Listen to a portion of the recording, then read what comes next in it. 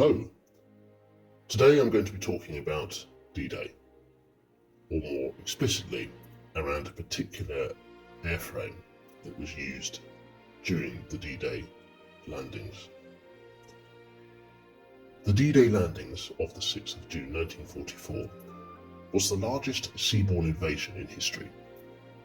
Along with the associated airborne operations, it marked the beginning of the liberation of France and indeed Western Europe. Unprecedented planning, logistics and coordination between the forces, involving engineers, meteorologists, logisticians and countless more, led to a remarkable 13 countries descending upon the north shores of France with over 5,000 vessels. There are many aircraft that we all know about from the Second World War. The Mustang, the Spitfire, the Hurricane, the Lancaster bomber. But today I'm going to talk about the Hawker Typhoon. The Typhoon was a British single-seat fighter bomber produced by Hawker Aircraft. It was initially intended to be a medium-high altitude interceptor as a replacement for the Hawker Hurricane. But there were several design problems, and it never really satisfied this role, but instead it carved out a remarkable niche for itself, and became known as the Second World War's most successful ground attack aircraft. The development of the Typhoon was beset with all sorts of problems, and the warbird itself almost never left the ground. On the 24th of February 1940, Hawker's chief test pilot, Philip Lucas, took the prototype for a flight, during which the entire fuselage crumbled, twisted and folded. He managed to land, just, and was later awarded the George Medal. Once developed, the Typhoon became the first 400 miles per hour fighter within the RAF. And at the time, in 1941, with the Spitfire Mark Vs, which equipped the bulk of fighter command squadrons, the Spitfires were finding themselves seriously outclassed by the new Focke-Wulf FW-190s, and indeed Spitfire squadrons started to suffer significant losses. The Typhoon was rushed into service in late 1941. Further tests were conducted in August 1942, and during one such test, one of Hawker's test pilots, Ken Seth Smith, was killed when the airframe broke up mid-flight. Hawker went back to the drawing board and managed to solve some of the structural problem with some internal strengthening. But this was only a partial remedy, and there were still failures right up until the end of the Typhoon's service life in October 1945. The Napier Sabre engine was also a constant source of problems, notably in colder weather, when it was very difficult to start.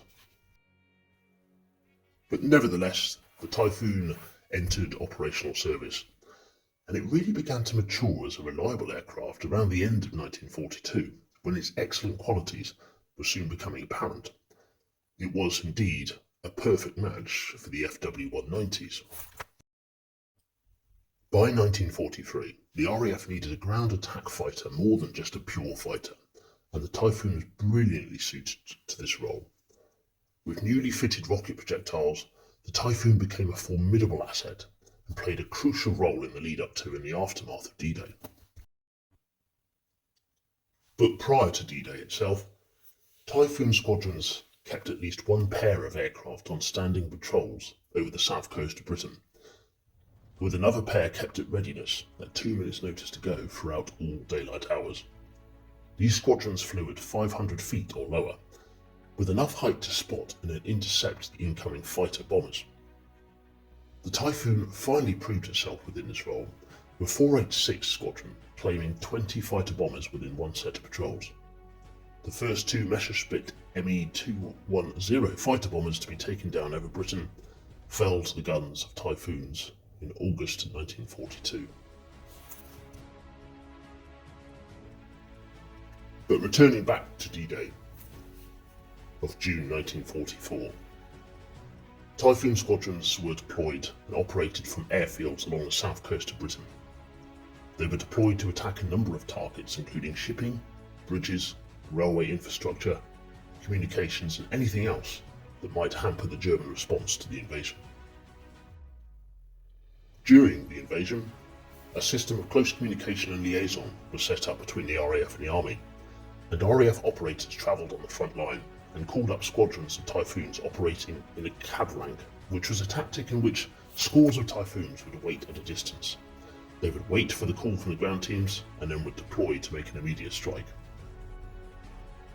During Operation Goodwood, the British offensive which took place between the 18th and the 20th of July 1944, as part of the Normandy invasion, Typhoons of the 2nd Tactical Air Force destroyed 222 tanks. Allied and German accounts of Typhoon attacks indicates that these aircraft had a kill rate that certainly had more than its fair share of probability. Horst Weber, a member of SS Grenadier, recalled that prior to Operation Market Garden, which was part of the Allied advance from Paris to the Rhine, he recalled that during the battle with the British 43rd Wessex Division on the 23rd of September 1944, he said of, "We have 4 Tiger tanks and 3 Panther tanks, and were convinced that we would gain another victory. But then the Typhoons arrived and dropped these rockets on our tanks and shot all 7 to bits." The effect on German morale was decisive, with many tanks and vehicles being simply abandoned. The Typhoon's 20mm cannons were also responsible for the destruction of a vast number of vehicles and equipment. Eisenhower, the Supreme Allied Commander, said of the Typhoons, "The chief credit in smashing enemy spearhead, however, must go to the rocket-firing Typhoon aircraft of the 2nd Tactical Air Force. The result of their strafing was that the enemy attack was effectively brought to a halt, and that the threat was instead turned into a great victory." Additionally, during the events of D-Day, Typhoon squadrons were deployed to knock out radar installations along the Normandy coast, and were successful, knocking out all but one of them in the preparations for the landings. And in July 1944, Typhoons pounced upon the staff car of Field Marshal Erwin Rommel, and the resultant attack left the Field Marshal with some fairly significant injuries.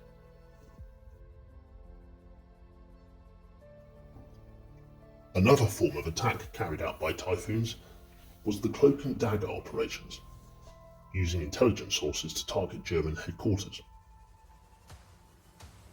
One of the most effective of these was carried out on the 24th of October 1944, when 146 Typhoon Wing attacked an HQ building where senior members of the German 15th Army staff were meeting. 17 staff officers and 36 other officers were killed, and the operations of the 15th Army were adversely affected for some time afterwards. But the Typhoon's record continued throughout the remainder of the war. Another such example, on the 24th of March 1945, over 400 Typhoons were sent on several sorties each to suppress German anti-aircraft guns and army resistance to Operation Varsity, which was the Allied airborne crossing of the Rhine that involved 2 full divisions of 16,500 troops. Over the course of the war, it is estimated that the Typhoons took down almost 250 Axis aircraft and countless, absolute countless numbers of tanks, equipment, and armed vehicles. But these aircraft are only as good as the pilots that flew them, and out of the 1,200 pilots that were assigned to the Hawker Typhoon, 670 lost their lives and made the ultimate sacrifice.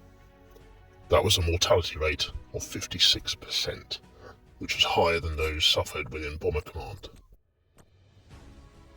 And with everybody who served and laid down their life during World War II, we must remember them. We owe it to remember them, and I hope that us doing some digging into the history of this great conflict and the sacrifices made, that we can remember them and do our best to honour them as we step forward into this 21st century. Ultimately, the Hawker Typhoon's career was short, and in October 1945, all of them were scrapped. But its successor, the Hawker Tempest, which will be a video for another day, went on to be a successful variant and a successful fighter that was used well into the 50s. The Typhoon was a complicated bit of engineering. It had its flaws. It wasn't necessarily adept at its initial purpose, which was a pure fighter aircraft.